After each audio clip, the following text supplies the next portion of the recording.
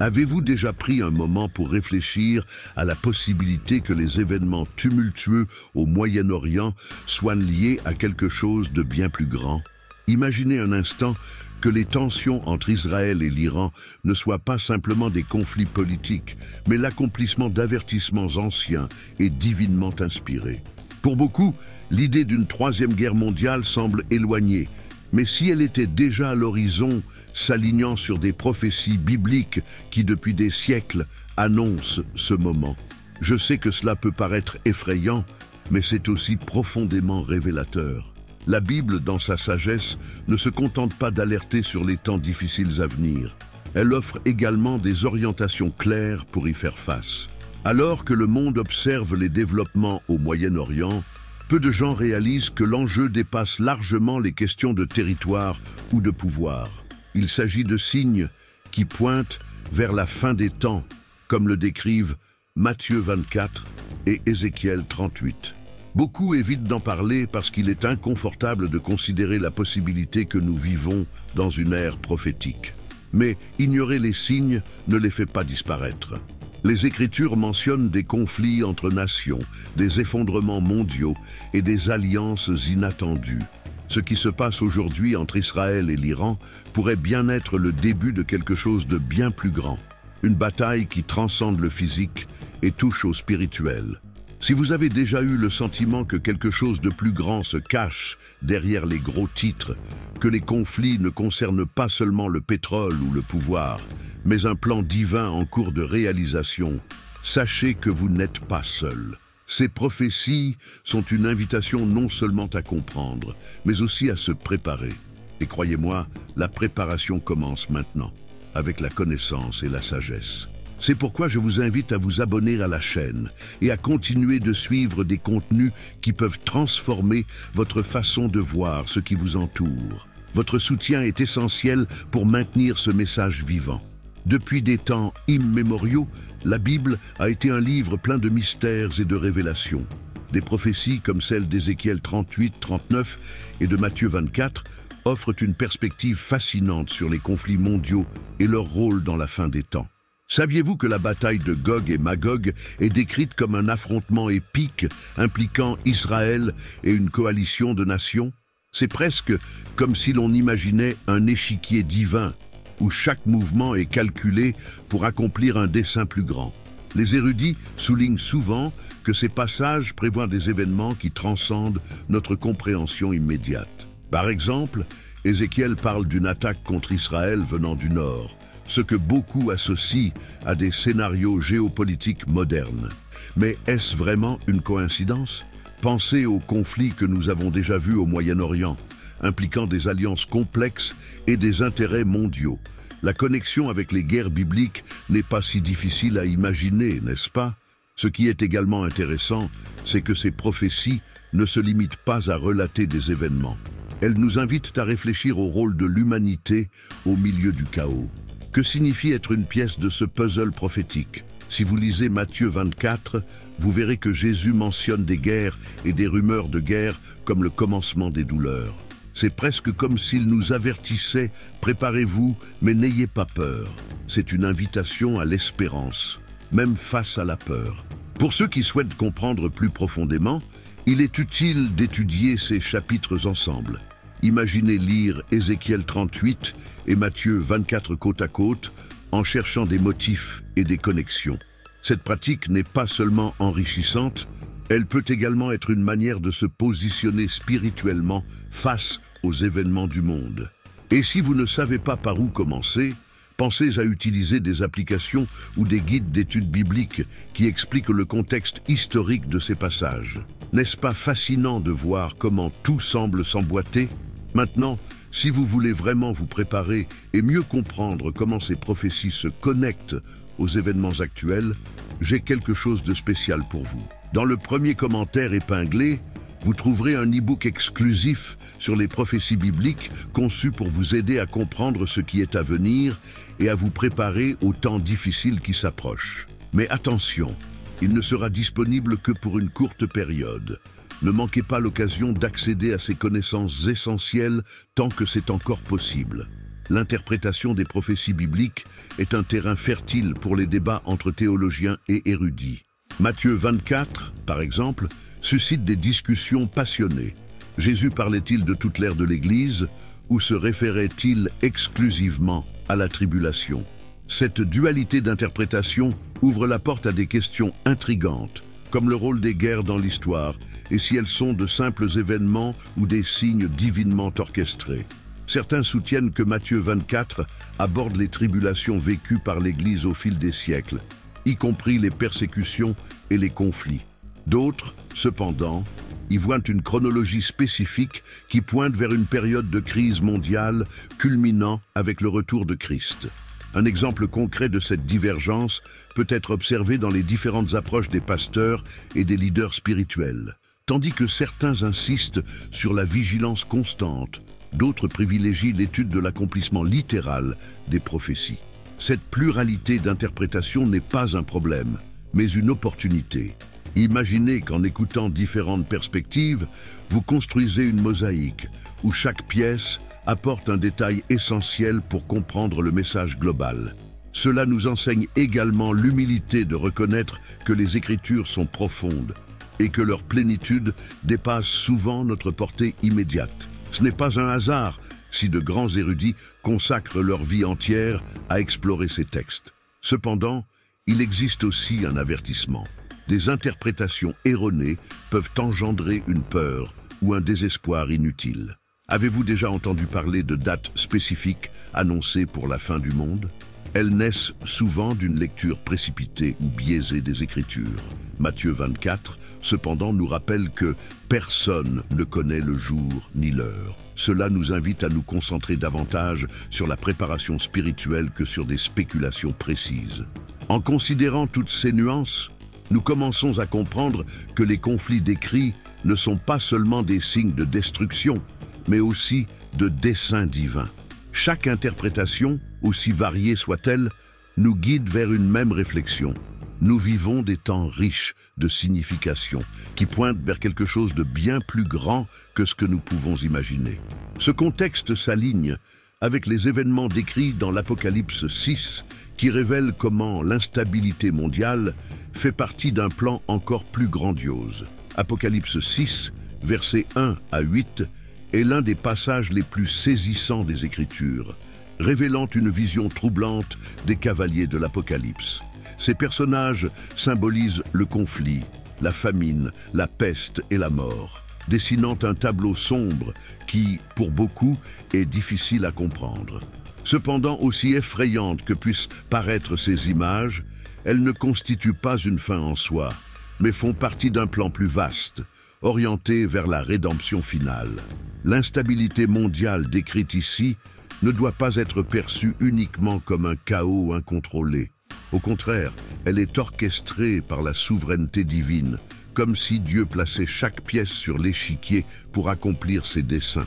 Pensez par exemple aux grands moments de transformation historique, les guerres mondiales, les crises économiques, les révolutions sociales. Chacun de ces événements semblait incarner le paroxysme du désordre, mais, avec le recul, ils ont façonné l'avenir de manière que personne n'aurait pu imaginer. Cette perspective nous invite à adopter une posture de confiance, même en temps d'incertitude. Savoir que les conflits décrits dans Apocalypse 6 font partie d'un plan plus grand peut apporter la paix au cœur. Cela ne signifie pas passivité, mais plutôt la recherche de buts et d'actions intentionnelles en des temps difficiles. Un exemple concret, consacrez du temps à la prière et à la réflexion sur la manière dont vous pouvez être une lumière au milieu des ténèbres, même dans des situations qui semblent sans issue. En regardant les signes des temps, il est important de se rappeler qu'ils ne sont pas seulement des avertissements de danger, mais aussi des invitations à l'espérance. Dieu nous rappelle, à maintes reprises, que le chaos n'a jamais le dernier mot. Tout comme l'hiver cède place au printemps, la tribulation ouvrira la voie à la rédemption. Ainsi, face au moment de tension mondiale, nous sommes appelés à dépasser la peur en voyant les promesses de restauration qui s'annoncent. Et maintenant, j'aimerais entendre votre avis. Qu'est-ce qui vous a le plus marqué dans ce tableau d'instabilité et de dessein divin? Laissez un commentaire pour partager votre vision ou un passage qui vous a particulièrement touché. Après tout, nous sommes ensemble dans cette quête de compréhension, et ce que vous avez à dire pourrait être le déclic dont quelqu'un a besoin pour mieux appréhender ces temps si intenses. Votre contribution est essentielle et chaleureusement accueillie. Apocalypse 19 présente l'un des moments les plus grandioses de la narration biblique, le triomphe définitif du Christ sur l'Antéchrist et ses forces. Ce passage est chargé de symbolisme qui révèle la souveraineté divine et l'aboutissement de la justice. Imaginez une armée céleste menée par le roi des rois, entrant en scène pour proclamer la fin de la domination du mal. Ce n'est pas seulement un acte de guerre, mais une déclaration que la vérité l'emporte sur le mensonge. Cet événement n'est pas qu'une victoire militaire, c'est un point culminant dans l'histoire de la rédemption. Le Christ, monté sur un cheval blanc, est décrit comme celui qui juge avec justice. Cela nous rappelle que la justice divine est complète, différente de la justice humaine, souvent limitée par des intérêts ou un manque de vision. C'est comme si Dieu disait « Je suis le seul véritable juge et mon jugement est parfait ». En méditant sur ce chapitre, il est également intéressant de réfléchir à la manière dont il remet en question notre perception du pouvoir et de l'autorité. Alors que l'Antéchrist utilise la tromperie et la force pour dominer, le Christ mène avec vérité et amour. Pensez au nombre de fois, dans notre quotidien, où nous sommes tentés de croire que le pouvoir est entre de mauvaises mains. Apocalypse 19 nous encourage à nous rappeler que le contrôle final appartient à Dieu, même lorsque tout semble indiquer le contraire. Cette bataille finale porte également un message d'espoir pour les fidèles. C'est l'assurance que, malgré les tribulations, la victoire est déjà assurée. Cela nous invite à vivre avec confiance, sachant que la promesse divine de rédemption est inébranlable. Si nous regardons autour de nous, nous verrons que les luttes d'aujourd'hui, aussi intenses soient-elles, ne se comparent pas au triomphe qui s'annonce. Ce qui rend cette vision encore plus impressionnante, c'est son caractère intemporel. Peu importe l'époque dans laquelle nous vivons, le message d'Apocalypse 19 reste pertinent. Alors que certains ne voient que destruction, ceux qui ont la foi voient la promesse d'un nouveau commencement. Ainsi, nous sommes conduits à l'attente du prochain événement prophétique, le bref retour de Satan et la rébellion décrite dans Apocalypse 20. Après le glorieux règne de 1000 ans du Christ, décrit dans Apocalypse 20, un événement inattendu survient, la brève libération de Satan et son incitation à une nouvelle rébellion. Ce passage est intrigant car il défie nos attentes d'une paix éternelle immédiate. Il nous montre que même après une période de justice parfaite et de leadership divin, le cœur humain peut encore être influencé par le mal s'il n'est pas totalement transformé.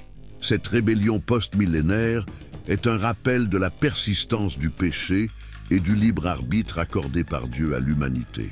Même sous un règne marqué par la justice divine, il y aura ceux qui choisiront de résister au Seigneur. Ce contraste nous aide à comprendre que la rédemption complète n'est pas seulement externe, mais une transformation intérieure profonde. C'est une leçon pratique sur l'importance de notre engagement envers Dieu, même en temps d'abondance et de paix. Le texte souligne également l'impact du leadership du Christ durant le millénium. Pendant 1000 ans, Satan sera enchaîné, incapable de tromper les nations. Cela montre que, sans son influence, l'humanité peut vivre en harmonie. Cependant, sa libération temporaire met en lumière l'état véritable de nombreux cœurs, révélant ceux qui suivent le Christ par conviction et ceux qui le font simplement par commodité. Cette division est révélatrice et, dans une certaine mesure, nécessaire. Lorsque Satan rassemble les nations pour attaquer, nous voyons à nouveau le symbolisme de Gog et Magog, une référence à la rébellion décrite dans Ézéchiel. Cette attaque finale n'est cependant pas un signe de faiblesse divine, mais plutôt la dernière opportunité de démontrer pleinement la justice. Dieu, dans sa souveraineté, permet que ce conflit ait lieu pour montrer une fois de plus que la victoire du bien sur le mal est inévitable et définitive. Le résultat de cette rébellion est écrasant et immédiat. Un feu descend du ciel et consume les ennemis de Dieu. Satan est jeté dans le lac de feu où il sera tourmenté éternellement. Ce dénouement n'est pas seulement une victoire, mais la fin définitive de toute opposition au plan divin. C'est le moment où l'histoire du mal touche à sa fin et où la restauration complète devient imminente. Cette scène nous rappelle que même face à la résistance la plus féroce, le pouvoir de Dieu est absolu. Avec la défaite finale de Satan, un nouveau chapitre s'ouvre dans la narration biblique, le grand jugement et la nouvelle création. Ici, il n'y a plus de place pour la rébellion, le doute ou la souffrance. Le décor est planté pour le jugement divin et l'accomplissement du plan rédempteur de Dieu, révélant l'ampleur de ce qu'il a préparé pour l'éternité. La Bible, bien qu'écrite il y a des milliers d'années, présente des messages qui transcendent le temps. Dans divers passages, des thèmes tels que la famine, le jugement et la restauration surgissent, reflétant souvent des événements historiques qui ont marqué des civilisations entières. Pensez par exemple aux plaies d'Égypte ou à la destruction de Jérusalem. Ces événements, bien que lointains, portent des leçons qui peuvent encore être appliquées dans des contextes contemporains. Souvent, ces histoires sont perçues comme de simples récits anciens, mais elles révèlent des principes éternels sur la condition humaine et la souveraineté divine. Considérez comment des thèmes tels que la justice et la rédemption sont récurrents, montrant que Dieu agit même en temps de crise. Un parallèle moderne peut être établi avec les guerres mondiales ou la pandémie récente, où malgré les difficultés, de nombreuses personnes ont trouvé la force de réévaluer leurs priorités et de rechercher une connexion spirituelle plus profonde. Un autre point pertinent est que, bien que la Bible ne mentionne pas explicitement les nations modernes, ces principes restent applicables. Des événements comme la famine et les crises, décrits dans les passages bibliques, sont souvent interprétés comme des avertissements sur ce qui se produit lorsque les valeurs divines sont abandonnées. Ce contexte historique nous encourage à réfléchir. Sommes-nous alignés sur les enseignements de Dieu ou répétons-nous les erreurs du passé? En examinant les Écritures et le monde actuel, il devient clair que l'apprentissage vient non seulement de l'étude des textes, mais aussi de l'observation de leur connexion aux événements qui nous entourent. C'est comme si chaque génération avait l'opportunité de reconnaître les schémas établis par Dieu et de décider si elle se soumettra à son plan ou suivra ses propres voies. L'histoire, après tout, nous offre toujours un miroir pour le présent. Et en parlant de présent, si vous êtes arrivé jusqu'ici, c'est que vous appréciez ce savoir et comprenez son importance. Pourquoi ne pas le montrer? Laissez un like en signe de soutien et de reconnaissance pour l'effort de partager ces réflexions. Ainsi, vous contribuez à faire connaître ce contenu à davantage de personnes tout en rendant un simple geste qui fait toute la différence. Ensemble, diffusons des messages qui édifient et transforment des vies. Les tensions entre Israël et l'Iran sont l'un des sujets les plus délicats et controversés de la géopolitique moderne. Historiquement, ces nations se trouvent dans des camps opposés sur les plans culturels, religieux et politiques, avec des ramifications qui semblent faire écho aux prophéties bibliques. Pour de nombreux étudiants des Écritures, cette rivalité est perçue comme un possible prélude à des événements apocalyptiques, reliant le contexte actuel au passage d'Ézéchiel 38 et 39 sur la bataille de Gog et Magog. Cette tension n'est pas seulement un conflit entre deux pays, elle reflète des disputes plus larges, impliquant croyances et pouvoir dans la région. Le rôle stratégique d'Israël au Moyen-Orient et les ambitions de l'Iran d'étendre son influence créent une dynamique qui maintient le monde en constante vigilance. Les Écritures mentionnent souvent Israël comme l'horloge prophétique de Dieu, indiquant que les événements impliquant cette nation ont des implications qui transcendent la politique. De plus, la question nucléaire intensifie cette rivalité. Alors qu'Israël cherche à préserver sa sécurité face aux menaces, l'Iran progresse dans des programmes que beaucoup considèrent comme dangereux. Ce contexte évoque des images de destruction et de jugement décrites dans des passages tels que l'Apocalypse 6, où les conflits mondiaux prennent des proportions catastrophiques. Pour ceux qui étudient les prophéties bibliques, ces événements sont perçus comme des signes clairs de ce qui est à venir. Les alliances régionales et mondiales jouent également un rôle crucial dans ce contexte. Les nations qui soutiennent Israël ou l'Iran influencent directement la direction de ces conflits. Cela reflète les descriptions bibliques de coalitions internationales qui s'alignent d'un côté ou de l'autre avant la bataille finale. Ézéchiel 38, par exemple, mentionne des nations qui s'allient contre Israël, ce que beaucoup interprètent comme une possible répétition dans les temps modernes. Ce scénario pousse les chrétiens à réfléchir à leur rôle face aux tensions actuelles.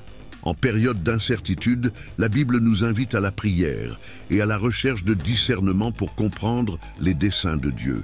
Pour ceux qui observent les événements du Moyen-Orient, il y a une opportunité de reconnaître comment les événements historiques et contemporains s'entrelacent, pointant vers l'accomplissement des prophéties sur la fin des temps. Les tensions entre Israël et l'Iran ne sont pas seulement des questions politiques, elles portent un poids spirituel qui résonne avec les Écritures. Tandis que le monde observe l'évolution de cette rivalité, il est important de se rappeler que ces événements font partie d'un cadre plus vaste où Dieu est aux commandes. Cela nous amène à nous interroger, quel sera le prochain chapitre de cette histoire ? Les implications géopolitiques plus larges peuvent nous donner quelques indices sur ce qui est à venir. Une guerre mondiale n'est jamais un simple conflit isolé. Elle transforme tout ce qui l'entoure. Politique, économie, société et même croyances religieuses sont profondément affectées. Historiquement, nous avons vu comment les deux guerres mondiales ont redéfini les frontières, renversé des régimes et créé de nouvelles alliances. Aujourd'hui, lorsque nous pensons à la possibilité d'une troisième guerre mondiale, en particulier impliquant des nations comme Israël et l'Iran, l'impact serait inimaginable, avec des conséquences pour toutes les nations. Ces guerres, d'une ampleur mondiale, reflètent également les principes trouvés dans les Écritures. Des passages comme Ézéchiel 38 parlent de coalitions de Nations Unies dans des conflits, un écho des événements contemporains. Le rôle des alliances, telles que l'OTAN ou les partenariats au Moyen-Orient, illustre comment ces schémas bibliques continuent de se manifester à notre époque. L'histoire nous enseigne que lorsque des puissances s'affrontent, les répercussions peuvent durer des générations. Mais ce ne sont pas seulement les nations qui ressentent l'impact. Les gens ordinaires en sont profondément affectés. Les guerres transforment des vies, apportent souffrance et déplacements massifs. Cependant, elles peuvent aussi être des moments de réflexion mondiale où beaucoup cherchent des réponses spirituelles. En effet, en temps de chaos, la quête de sens et de sécurité pousse souvent à se tourner vers les Écritures pour y trouver guidance et espérance. Du point de vue prophétique, ces conflits peuvent être vus comme faisant partie du plan de Dieu pour les temps de la fin. Des événements décrits dans l'Apocalypse, tels que les sceaux du jugement dans Apocalypse 6, nous rappellent que les conflits mondiaux peuvent être des signes d'avertissement et de préparation pour le retour de Christ. Pour ceux qui étudient les prophéties, ces moments ne sont pas seulement des désastres, mais des invitations à la réflexion et au réalignement spirituel. Si ces thèmes vous interpellent et que vous souhaitez mieux comprendre comment les événements actuels se connectent aux prophéties bibliques, j'ai quelque chose de spécial pour vous. Juste en bas, dans le premier commentaire épinglé, vous trouverez un e-book exclusif conçu pour vous aider à vous préparer et à comprendre les temps dans lesquels nous vivons. Mais attention, il ne sera disponible que pour une durée limitée. Ne remettez pas à plus tard, saisissez cette opportunité unique tant qu'elle est accessible. La Bible est un phare d'espérance, particulièrement en période d'incertitude. Des passages comme Ésaïe 2,4 offrent une vision d'une paix future où les nations transformeront leurs épées en charrues et cesseront d'apprendre la guerre. Cette promesse rappelle que, même en plein chaos, Dieu prépare un avenir de réconciliation et de justice pour l'humanité. C'est une invitation à voir au-delà du tumulte présent. Cette espérance, toutefois, ne repose pas sur un optimisme vide, mais sur une confiance solide dans la souveraineté divine. Le chaos et les crises peuvent sembler incontrôlables, Mais la Bible nous assure que Dieu est aux commandes. Tout comme l'arc-en-ciel était un signe de promesse après le déluge, l'histoire biblique nous montre que Dieu agit même au cœur des tempêtes. Pour ceux qui se confiaient en lui, il y a toujours une lumière au bout du tunnel. Tout au long des Écritures, nous voyons comment Dieu apporte l'espérance dans les moments de désespoir. Pendant l'exil babylonien, le peuple d'Israël a reçu des promesses de restauration, comme celles décrites dans Jérémie 29:11. « Car je connais les projets que j'ai formés pour vous. » Ces projets de paix et de prospérité, même dans les moments sombres, rappellent que Dieu n'abandonne jamais son peuple, quelles que soient les circonstances. Pour ceux qui traversent des crises personnelles ou mondiales, ces promesses bibliques peuvent être un refuge. En temps de conflit et d'incertitude, prier et méditer sur des passages comme Psaume 46:10, qui nous invite à rester tranquille et savoir que je suis Dieu, peut apporter une paix qui dépasse la compréhension humaine.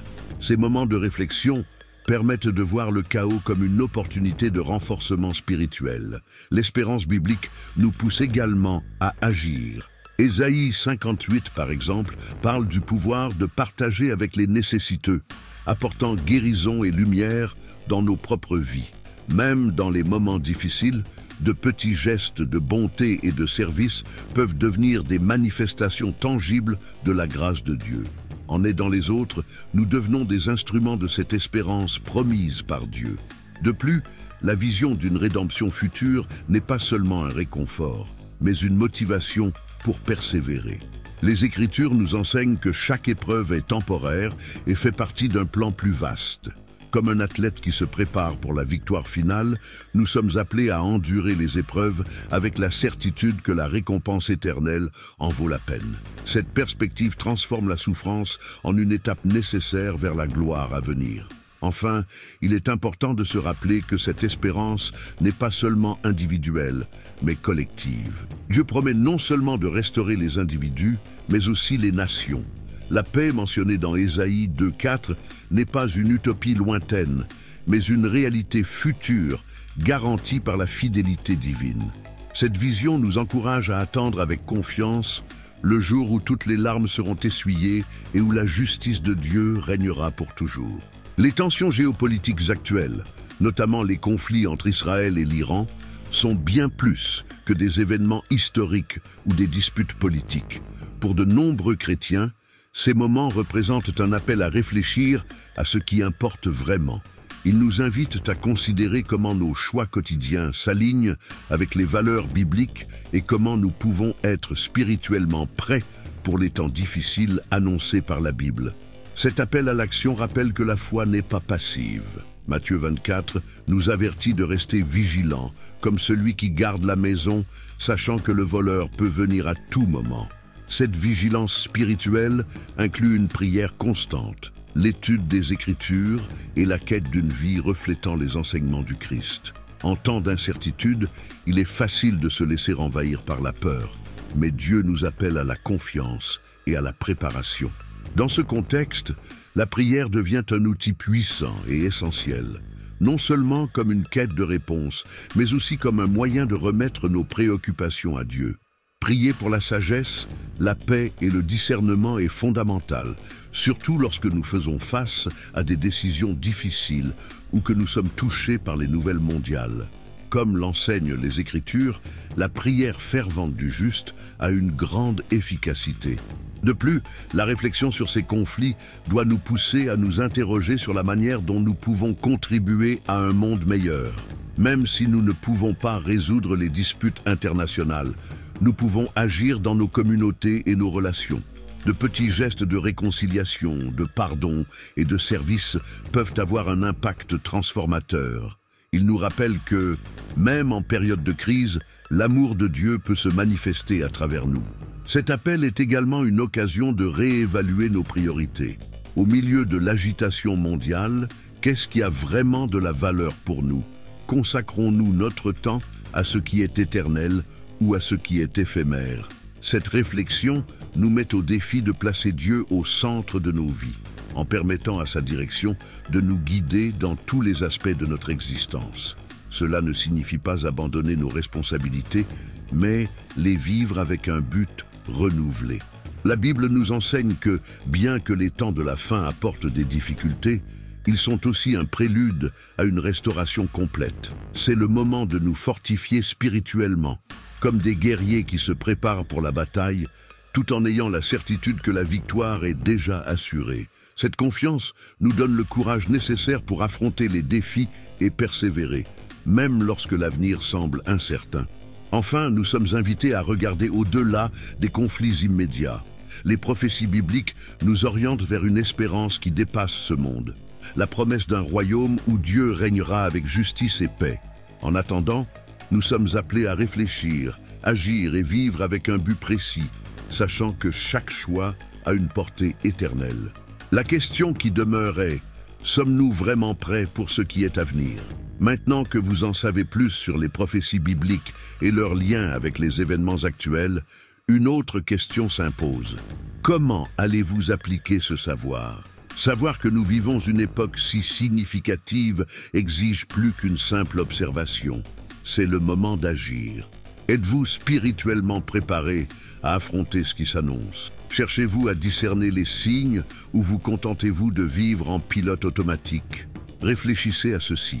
Votre préparation aujourd'hui peut déterminer comment vous affronterez les défis de demain. Peut-être est-il temps de consacrer plus de temps à la prière, de réfléchir à la façon dont vos choix quotidiens s'alignent sur les enseignements bibliques. Qu'avez-vous à portée de main en ce moment? Quels pas pouvez-vous faire pour être prêt, tant physiquement que spirituellement? Et plus encore, pourquoi ne pas utiliser ce savoir pour impacter d'autres personnes? Partagez ce que vous avez appris, parlez-en avec vos amis ou votre famille. Parfois, une conversation peut être la graine qui éveillera quelqu'un à l'importance de se connecter au plan de Dieu. Après tout, nous ne sommes pas ici uniquement pour recevoir, mais aussi pour influencer et aider les autres dans leur cheminement. Si ce contenu vous a parlé, ne le gardez pas pour vous. Je veux connaître votre avis, vos questions, voire vos expériences sur la façon dont vous faites face à ces temps difficiles. Laissez votre commentaire et partagez votre vision. Et si ce n'est pas encore fait, abonnez-vous à la chaîne pour continuer à approfondir ces sujets. Ensemble, nous pouvons grandir en connaissance et en foi.